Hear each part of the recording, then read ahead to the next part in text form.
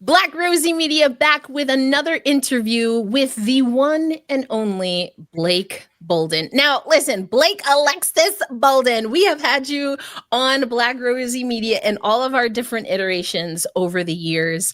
But I mean, listen, we have been hearing you on PWHL broadcasts. You're doing your thing with ESPN. We know you're still rocking it and holding it down for the LA Kings. And we are in an Olympic year. So given all that you have done and continue to do in men's and women's hockey, you know we had to get you on the program to talk about Olympic hockey, to talk about Laila Edwards. But first, Blake, how are you? Let's do a vibe check. How you feeling?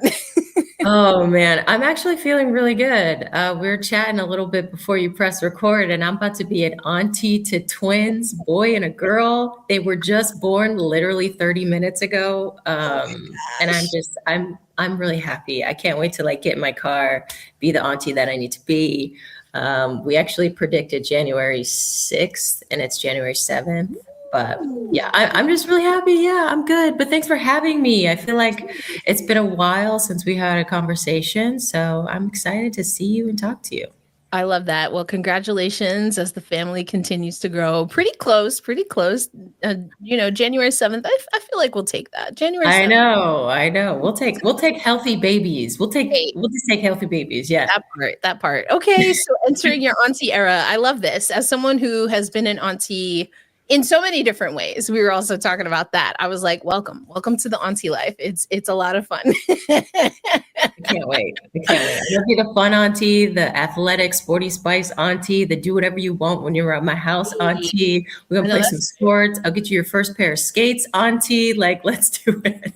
I love that. But I feel like also you're probably you're going to give those auntie vibes where it's listen, I'm the cool auntie, but also don't try me. Don't try me. Yeah, no. I think I have the voice for it. I have that and I work with a lot of kids. You mentioned working with the LA Kings and growth and inclusion. I run so many different clinics. I feel like I'm an auntie already to hundreds of kids, BIPOC kids, especially in the Los Angeles region. And so I feel like I am an auntie to kids that aren't mine and in my family. And they know, okay, Blake can be fun, but don't go past this line. That's it. I mean, I feel like that's the defender in you, right? Right, exactly. Hard line. Goal line, you don't pass it. That's it. That's a no-fly zone. Oh, man, I love that. But as I mentioned, 2026, Blake, it is an Olympic year. And that means, of course, we have to talk about the Olympic rosters, men's and women's rosters. They're kind of rolling out. It's been a little different than we've seen in years past, because of course the NHLers are coming back. And so we saw all of the teams in the men's field, they gave their first 6 players, and now we're starting to see those full rosters. The women's rosters are rolling out. We are recording a little earlier in the week, but on Friday we'll get the Hockey Canada roster. Very curious. Yeah, I'm excited to see that. Yeah, I know, but let's just talk about the field overall. Let's start with men's hockey. When you look at, of course, big storyline is NHL players coming back. But what are some storylines or even some players, some athletes that you are looking forward to see when it comes to Milano Cortina? And all right, Milano Cortina. First of all, it's in Italy. Have yourself a good old time over there. I'm really excited for you. Yes. For the national team, let's start with USA, because I'm a USA girly. I think it'll be awesome that they're kind of running with a little similar of a 4-nation roster. They've made a little bit of changes. I'm assuming Matthews he is the captain again. And I think it's also really cool. He just passed Matt Sundin for 421 goals with the Toronto Maple Leafs. So I'm really excited to see him. I think the Kachucks are going to be that energy that we need. And I'm saying we, USA, we need. Depending on Matthew's health, I'm hoping it's going to be 100%. And obviously Brady's thumb, I just watched him last week or this past Monday, and his hand is still taped. So we need them to give that energy and that heart and soul that they did for the 4 Nations tournament. For the national team for USA, I think Boldy is going to be a goal scorer. Gensel, we got Connor on the roster. Larkin, who's playing really well for Detroit right now. So I think The U.S. forward roster is pretty balanced. They added Trocheck, and Trocheck is really great, but some people aren't really pumped about him being on there, as well as JT Miller. I think it's okay. I think Trocheck is good in the center, like in the faceoff dot. JT Miller is now with the Rangers. He's a captain. He kind of like lights a fire up under your butt. So I think, you know, we have some veteran leadership. I'm excited that we have the Hughes brothers back. If we take a look at like Jack, what he did in Four Nations, I'm sure he's going to want to respond with a little bit more of like an offensive prowess than he did at Four Nations. Hopefully his hand is going to be 100% and feeling really good. I'm really excited to see Quinn because I think it'll be really nice for him to be partners with Brock Faber, which he is now from Minnesota. And also, Quinn Hughes is just like one of my favorite players to watch ever. Like the seamless transition from Vancouver being the captain and then going to Minnesota and just like scoring in the first game, like, what's up, I'm here. Like, I just think he's awesome. Like every time we do a Vancouver game, or we did a Vancouver game, we would always highlight his feet. Just watch him skate. Like he's just marvelous. And then our goaltending. I think our goaltending is pretty strong. Swayman didn't play at all in Four Nations, so we'll see if he gets in there on the Olympic team. Hellebuyck doesn't really have the team he had last year in front of him with the Jets, so I don't know, like, is he feeling less confident?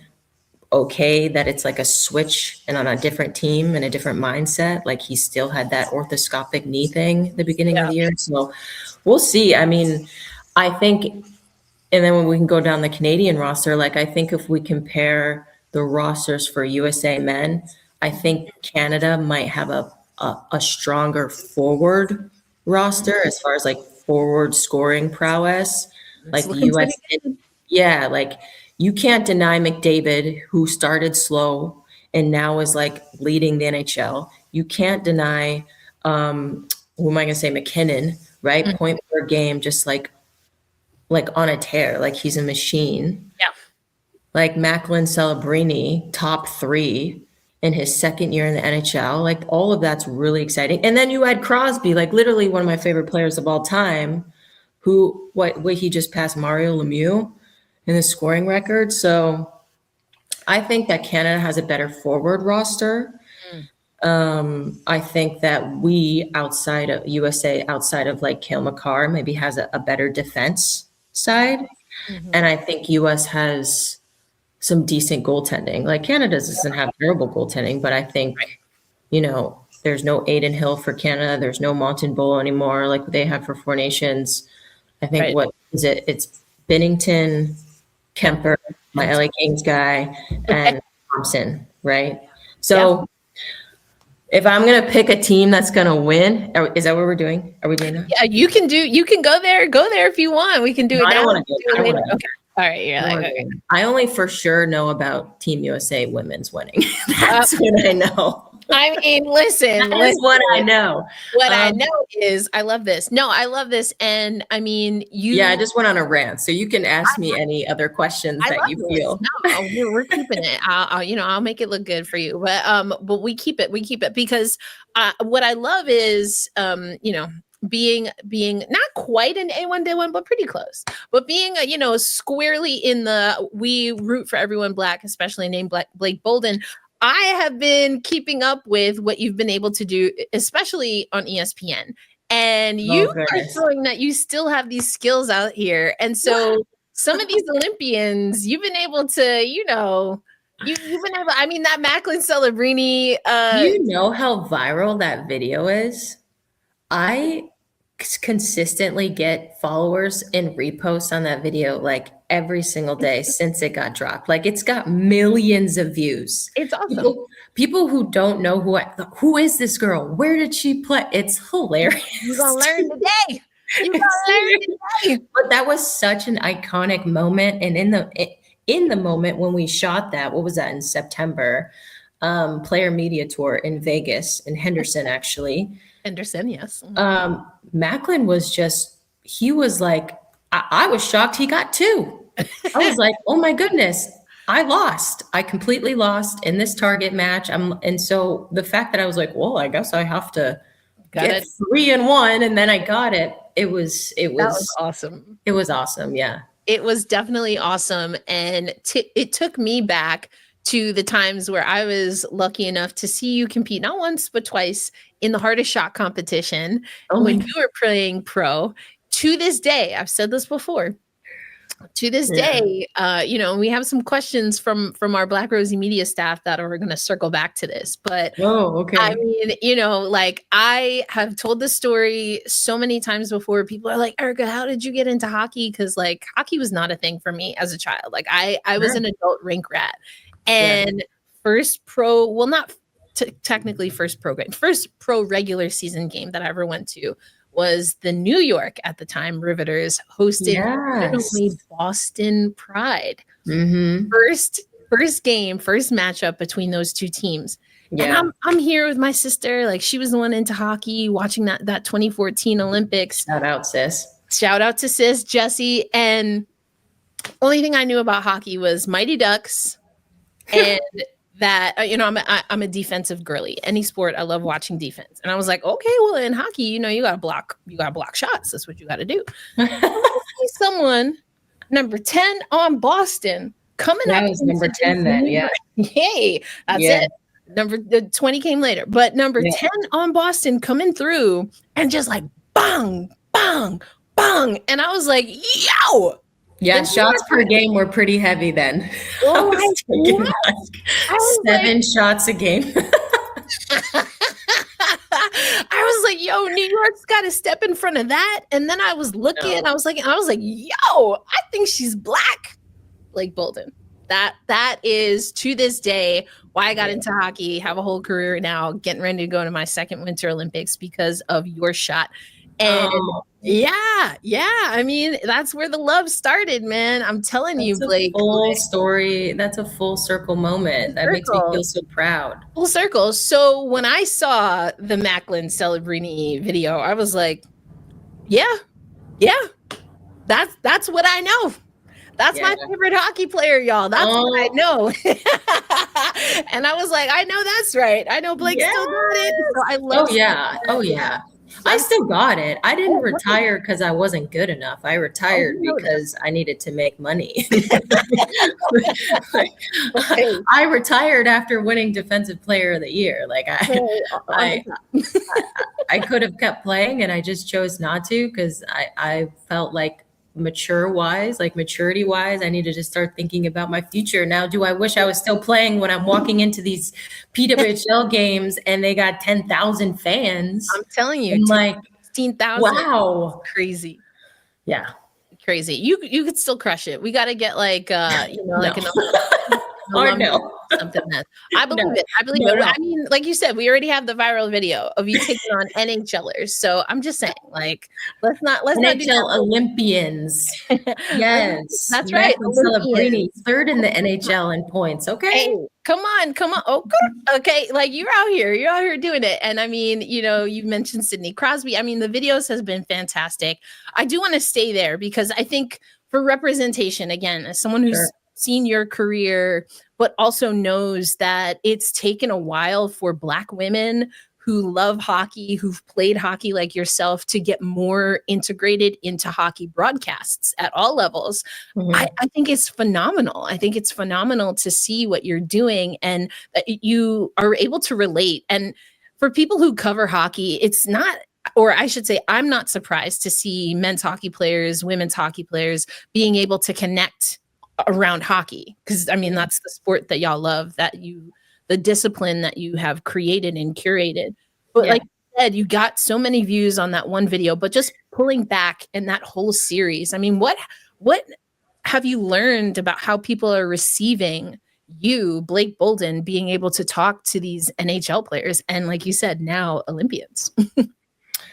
Well, how am I receiving it? I think it's been pretty positive. I think those videos are some really fresh content that I don't think that a lot of people have seen. And as you mentioned, like being someone who played at the highest levels of my sport, in ice hockey for the women's side, at least professionally, to then kind of equating that to the men. And for people who don't know women's hockey at all, it's like, oh, okay. Okay, women have accuracy, they have toughness, they can protect pucks from Sidney Crosby, like they can win in these like, all-star like games, if you will. So I think it's been really cool. It's been really good for my brand selfishly. I definitely have to go out a couple weeks early on the ice and make sure I still have my shot. I got Warrior to shout out for sending me sticks on site, new sticks on site to the equipment manager for the Vegas Golden Knights that week. Yeah, I love it. I love being on the ice because that's when I can be my most authentic self. Yeah. And I'm not thinking about being on air, like what my points are. It's just raw, it's real. And I also think the players themselves can relate to that when they're like, oh, she actually knows ball. So I'm having a good time. I think that's when they're having the most fun because they, in that whole week that they're there at the Player Media Tour, they're doing Sportsnet, ESPN, TNT, Amazon, like they're doing everything in a row, days in a row. So they're actually getting worked and they have to put on a full set of equipment, get on the ice, hang out with me. And for the most part, they enjoy themselves. We love it. I mean, it's phenomenal content. Like you said, it's so relatable for the athletes.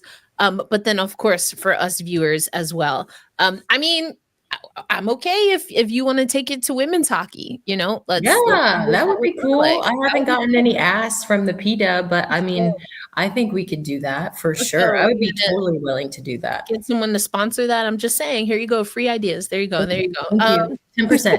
There you go. All right. Hey, run it back. That's what we got things to do here at Black Rosy Media.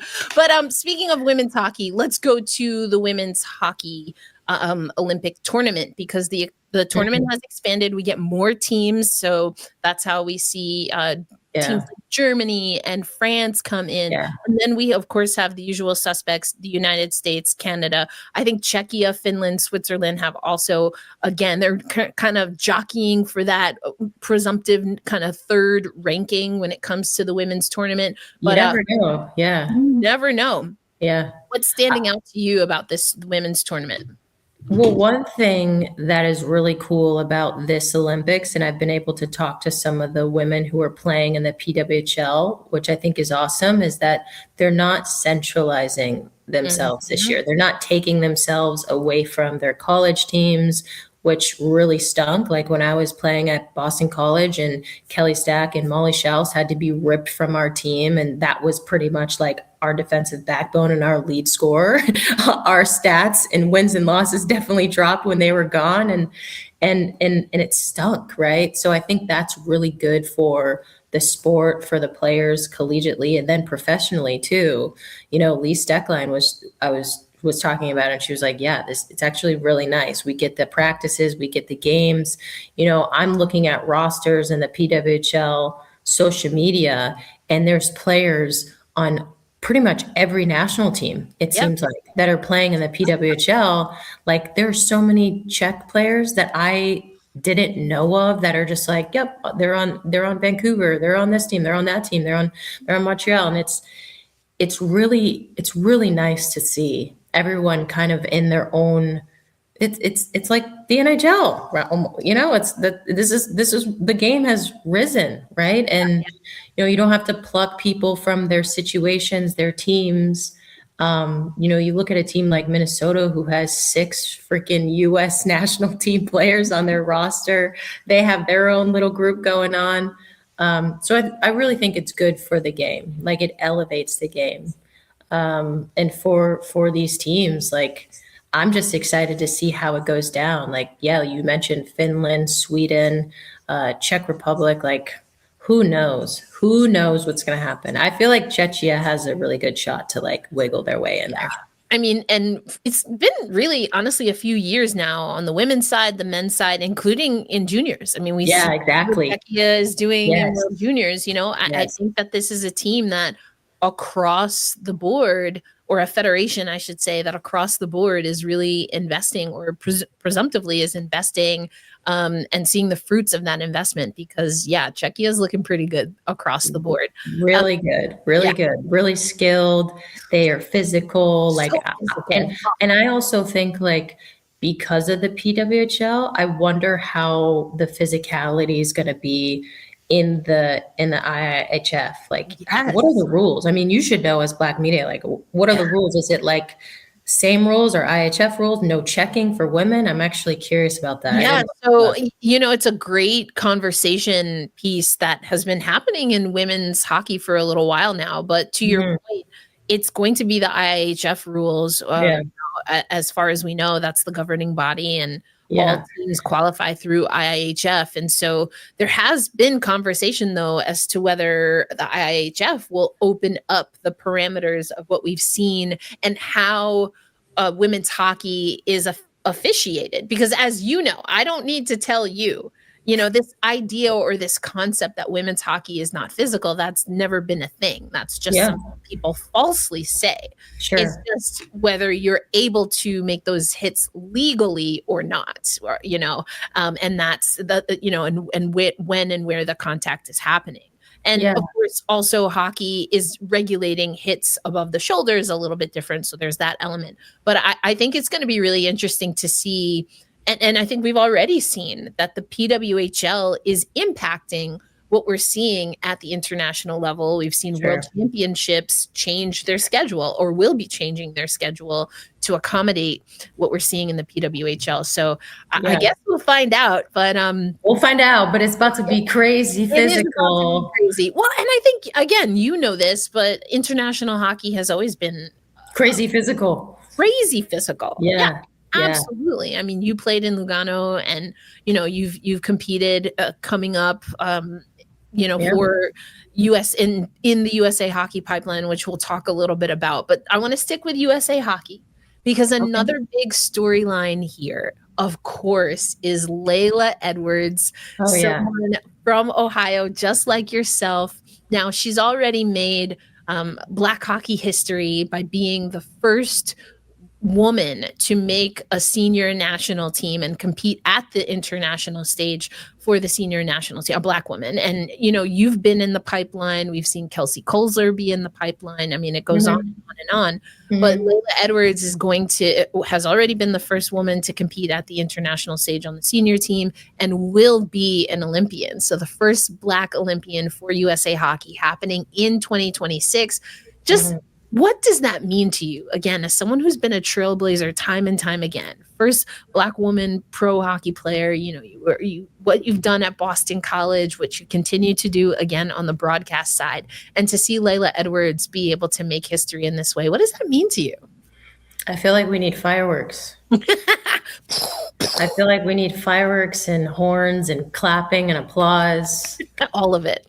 All of it. And she's not just from Ohio. She's from Cleveland, Ohio, where I'm from. There's something in the water.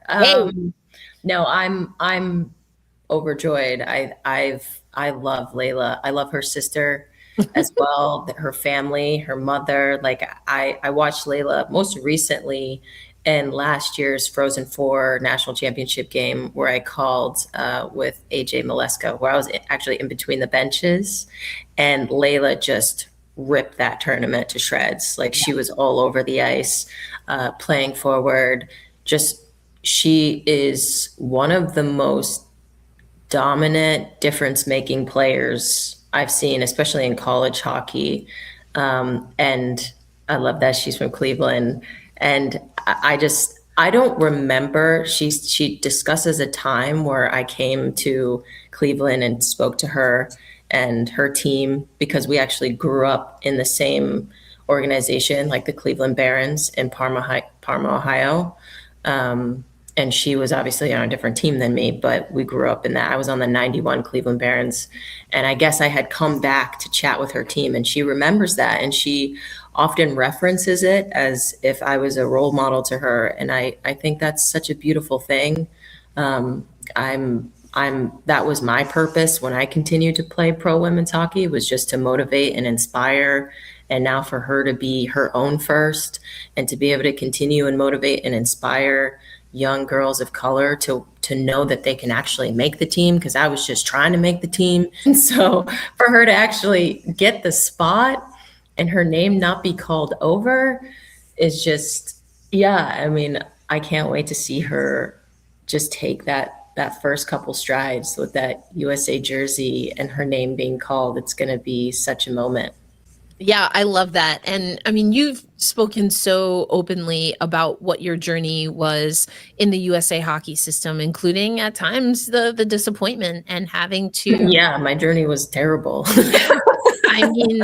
I mean, yeah, I was like, I ain't gonna put no words in your mouth now, but No, I mean, it was rough. It was rough. Yeah.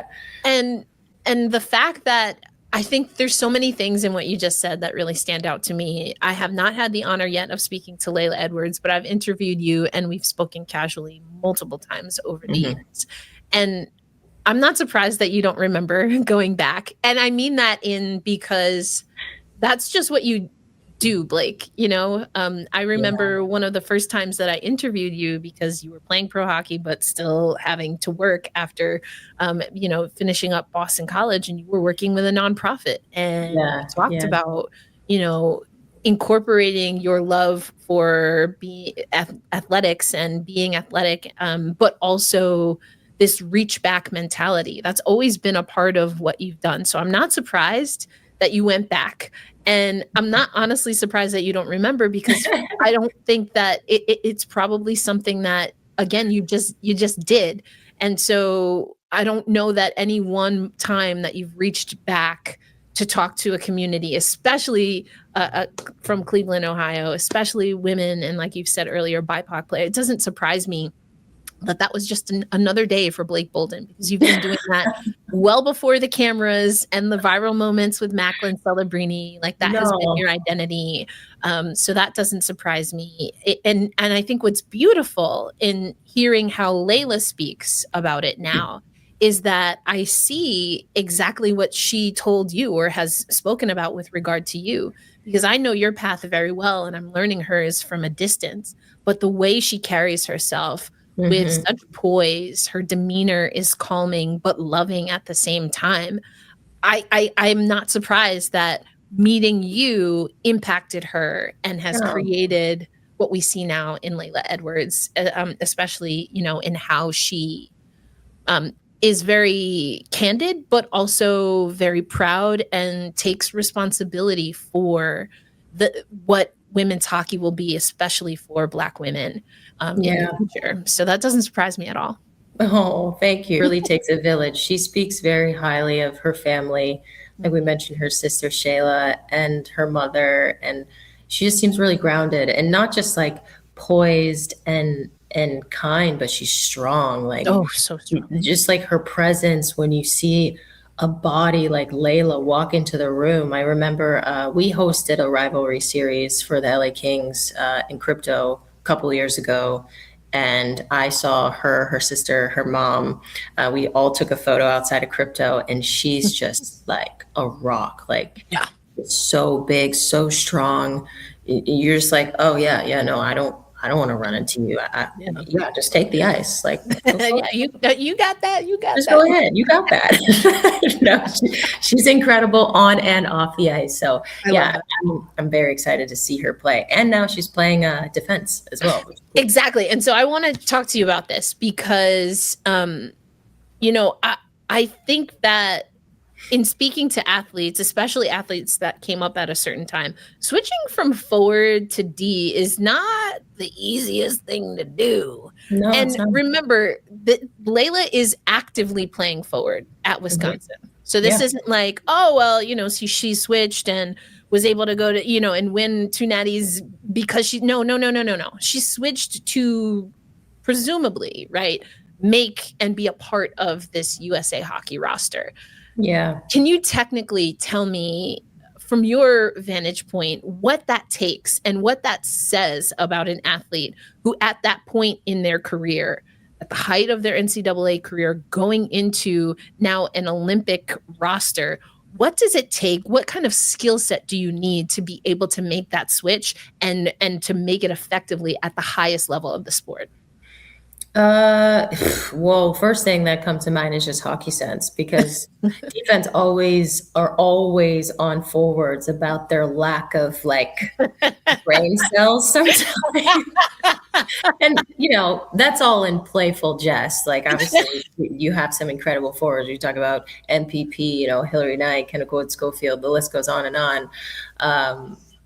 But forwards are just go, go, go, go, go, go, go. Like, your job is to score a goal. Defensively, you have so much to analyze and scan and quarterback. And I remember at a young age, I moved back from forward to D, and that was because I was playing boys hockey and my coach didn't want me to get hurt. So I was giving the hits instead of receiving them. And I thank him for that, because I think playing D is one of the more fun positions. And I say this biasly as a defenseman, but you're in charge. Like, you're in charge of setting up the breakout and controlling the neutral zone and making the right decisions that can alter the entire game. And I think Layla just has that. She has that hockey IQ, the intuition. We talked about her size, and she has skill too.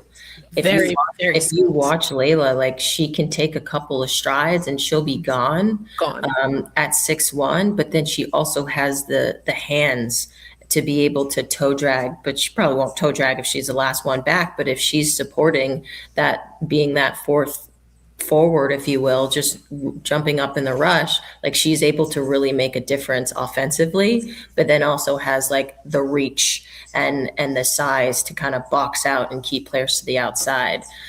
So I think she has the whole package. Like I said, the vision, some of the passes that she makes too, like her heads up plays, those one touch passes. She's got the shot as well. Like, she like if I'm making a video game character, like, come on now, So I think, and two, I think it goes to like USA Hockey's style of play for the women. I think that their forwards are very like explosively fast and laterally quick. You think of like Taylor Heisey and Alex Carpenter, and again Kendall Coyne, who's still like one of the fastest players ever. They're just so like all over the place. They work it below the goal line. They cycle really fast. They're on you on the forecheck, and I think that maybe Wroblewski was like, I see Layla as someone who can calm things down and set plays up and just use her skills to her advantage. And they've also done that a lot. USA Hockey's done that a lot, where they've moved players like Gigi Marvin, one of the all-time goal scorers for Minnesota, right? The Gophers. Yep. She was incredible for Team USA as a forward. Then they moved Gigi back to defense. Yep. And I remember playing with Gigi on the Pride and being like, oh, she really good at defense too. Like, she ran our power play. She was offensive. She was dangerous. And then another one you can think of, Monique Lamoureux. Yeah. Like, Monique Lamoureux dominated, like, defensively. She could just do crazy things. Spin-around was on the blue line. So I think it's just based off like what the team needs. And I think the U.S. really knows what they want out of this Olympic team. And I think Layla, you can put her anywhere, but I think she's really going to shine at D too. Long answer. I mean, I'm here for it. You say, Blake, how we do. You say whatever you want, girl. You say whatever you want, because I'm here like, yes, queen. I'm a popcorn. I'm ready to learn. I want to come back to this though, and I want to leave this open ended. Is there anything about Layla's journey that has given you a moment to reflect on your own?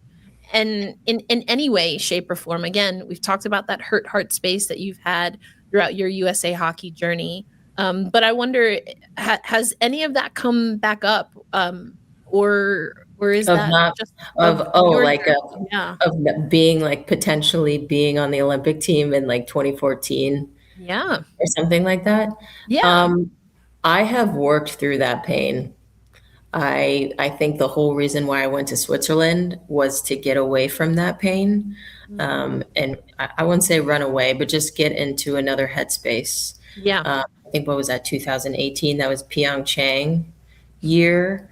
So it took me from when I graduated from BC in 2013. I was doing great. I think I was a Patty Kaz Nam, an All American. Like took our team to 3 Frozen Fours. I captained that team.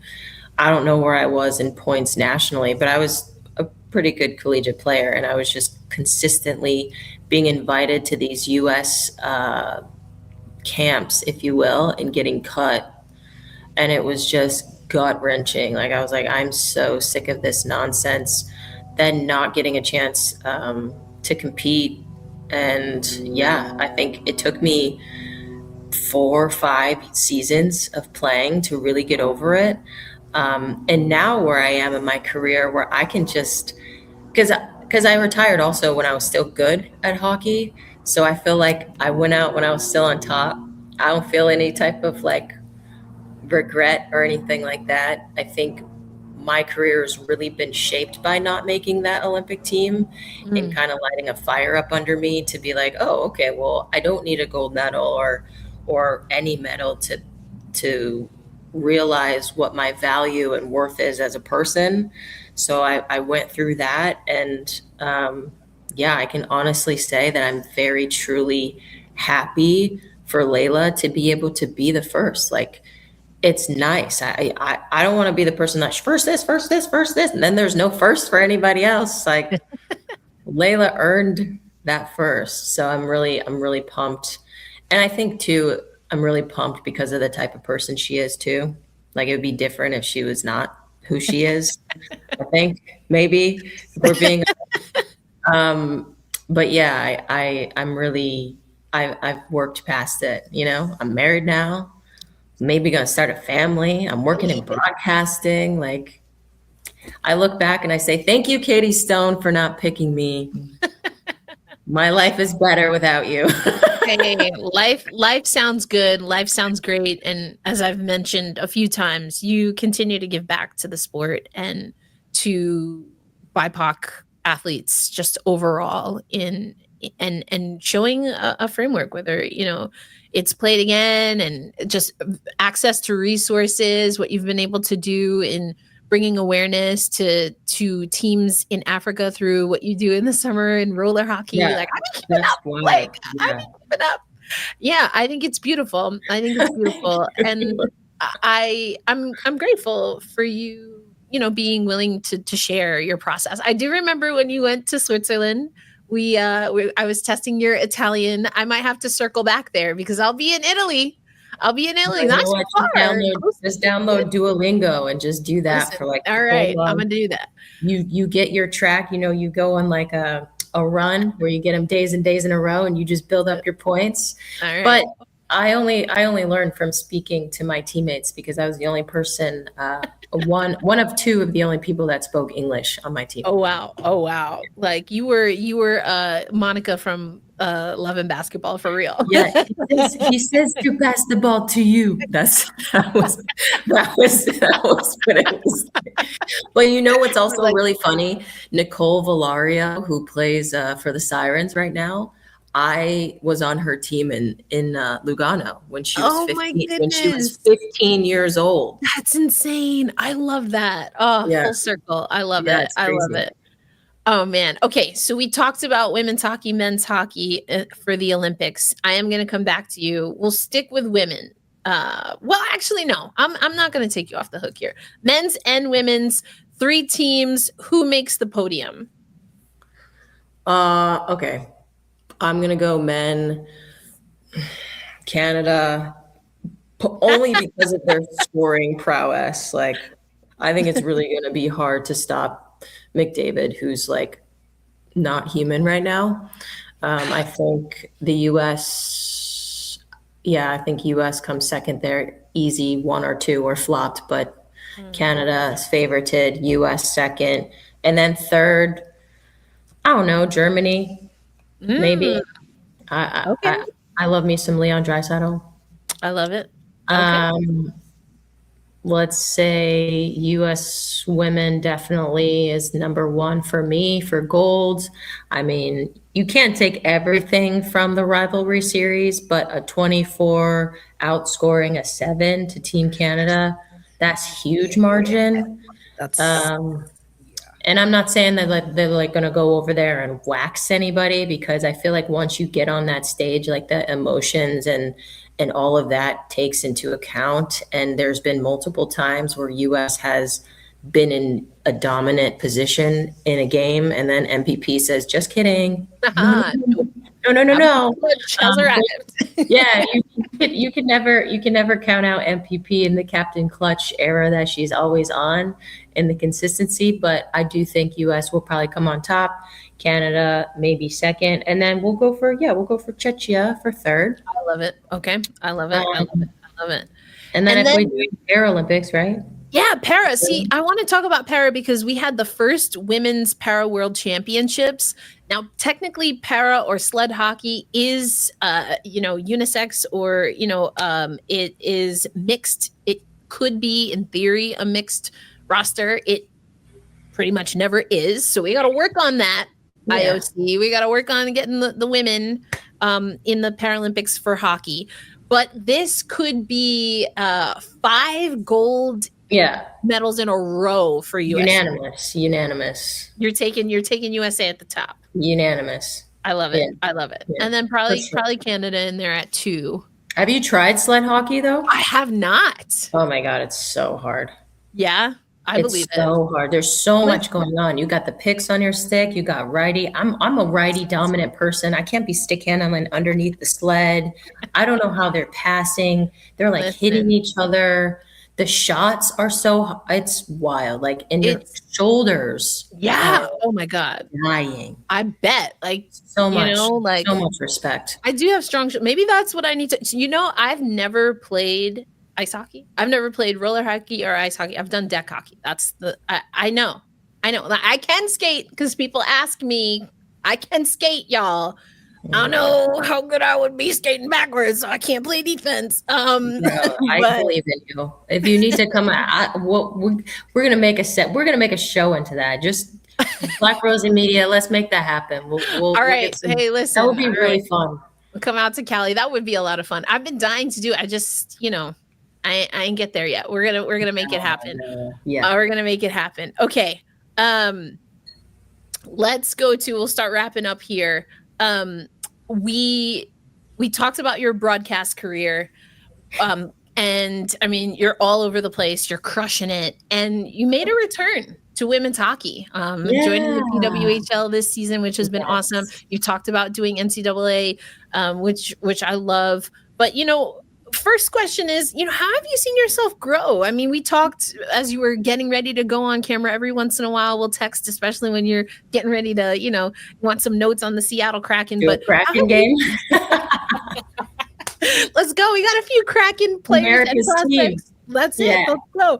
But what have you learned about yourself since continuing to just push the envelope and your comfort zone when it comes to your broadcast career? I've learned that I can do hard things. Yeah, I've learned I can do hard things. I was the first player, to be. I continue to grow in learning that I can do hard things. No, seriously, like television is a different beast. I think I'm not. I would imagine if you ask any of my teammates, yes, I can be jokester. Yes, I can be light and funny, but I'm actually not an extroverted person at all. I can be very reserved. I'm very calm. I don't really like to talk that much. I don't really talk when I don't need to or want to. So television is like, you talk for a living. Like that is your job, to just keep having the gift of the gab. And that's something that I'm evolving in, just continuing to talk. And I had to work on like my voice and utilizing my diaphragm. I think my voice has been better. My analysis, I mean, the game so well, but sometimes it doesn't come out the way that you want it to, just the communication. And I think that has grown as well. And then switching to the women's game, I'd been watching a lot of men's, like I was scouting in the American League. I was doing a lot of NHL stuff with ESPN and then now Amazon. And so switching to the women's game, there's just a whole nother group of women that I get to learn more about and analyze their skill sets. And it's been really fun. I've had a really good time. I've only done like four or five games. I got the Quebec game this Saturday. Nice. In the takeover tour. I did an Emmett takeover tour. Like, it's really fun. And being on the broadcast team, my first PWHL game was a game that I was doing broadcasting. So I'm just like, I get all these amazing nuggets and experiences, pinch me moments. But I love it. It's different. Everything's different. It's different from being a reporter to being in between the benches to interviewing players to doing the booth to being on the desk. Like, I'm just trying to be as versatile as I can and learning along the way. You're crushing it. You're crushing it. I'm so proud. I love seeing what you're doing. It's such an inspiration. And I remember tuning in to your first PWHL game. And I didn't know you were on the broadcast. I was, I'm always doing a million things. And so I was like, wait a minute. I know that voice. I know that voice. I was like, I know that's not. And I was like, that's my girl. That's my girl, Blake. Yes. I love it. And I've seen your growth. I think that you get more confident and comfortable with every single repetition. So we love that for you. We love that. All right, Blake, we're going to get you out of here with some questions from the Black Rosie Media staff. Now, I'm not going to name names to some because we have some that are specific for some of our content creators. Shout out to all of us, to our small but mighty team here. But there was one question that everyone unanimously wanted to know. We'll ask that one last. But let's start with, is there anyone? Yeah, the first question that we have from the BRM staff, is there anyone in the PWHL that you think could maybe give you a run for your money in a hardest shot competition? You are a two-time reigning champion. Oh, man. I don't know. Or who would you want to go up against? Well, I want to go against Megan Keller because she's like the best D in the PW. And she also went to BC, and I love Megan Keller. I love that. Yeah, I like that. She's amazing. Okay. Yeah. I would probably lose. Well, hey, listen, again, Black Rosie Media is giving the PWHL some really fire content ideas. Give the people what they want. We need to see Blake do some of your spotlights in the shooting accuracy contest that we see you do with NHLers. Bring it to the PW. Sure. I love it. Okay. Another question we got from staff: how do you feel about sport and culture and how it has evolved to be more welcoming for women of color?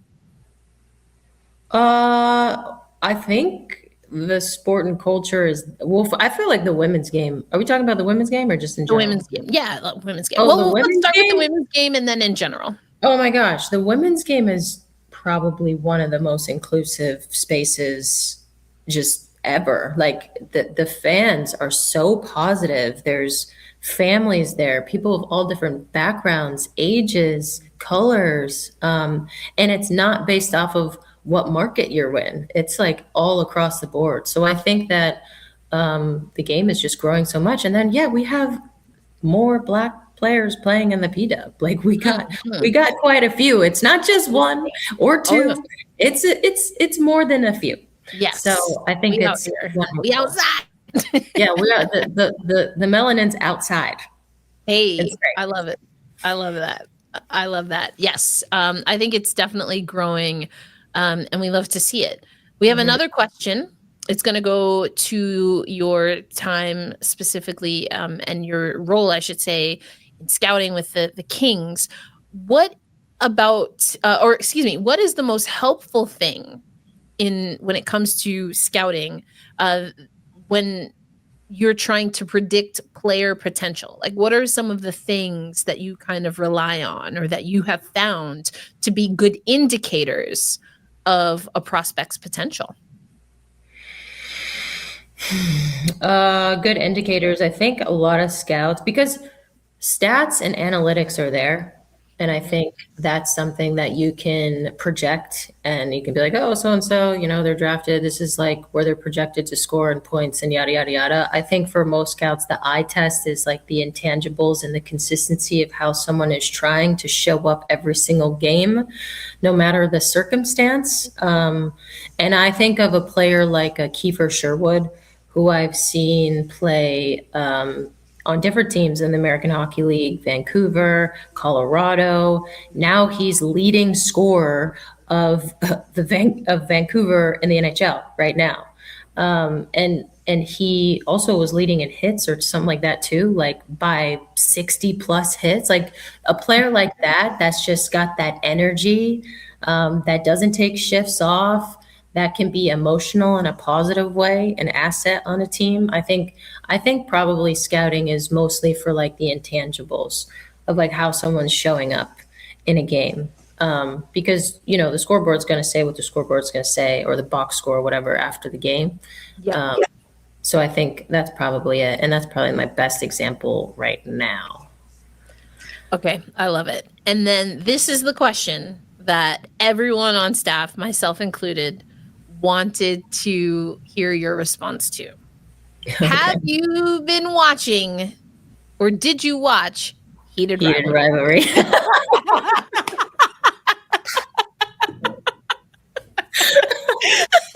Oh God. I've watched, my friends have told me, they're like, Blake, you have to watch this show. And I've been like, what is it? Because I travel so much. And so when I actually looked it up, I was like, oh my gosh, okay, here's some hot tea. I did watch the first episode. Okay. I watched the first episode, and I also know that Empty Netters, because I follow Empty Netters on social media, they're like giving spoilers. So I'm just like, oh, you're like, nope, can't do that. So it's a wild show. I'm telling you, it's like Bridgerton meets hockey culture. Oh, I've never seen Bridgerton. I don't even really watch TV that much. Mostly it's just like YouTube. And yeah, I've never seen Bridgerton. I have no idea what that is. I've heard about it for sure. I think the last thing I watched was The Summer I Turned Pretty, because everybody at the Kings was watching it, and I felt left out. They were like, oh my God. And so, yeah, Heated Rivalry, one episode in, and it is entertaining. Holy cow. It's so entertaining. It's entertaining. I hope there's some more character development, because there's a lot of heat.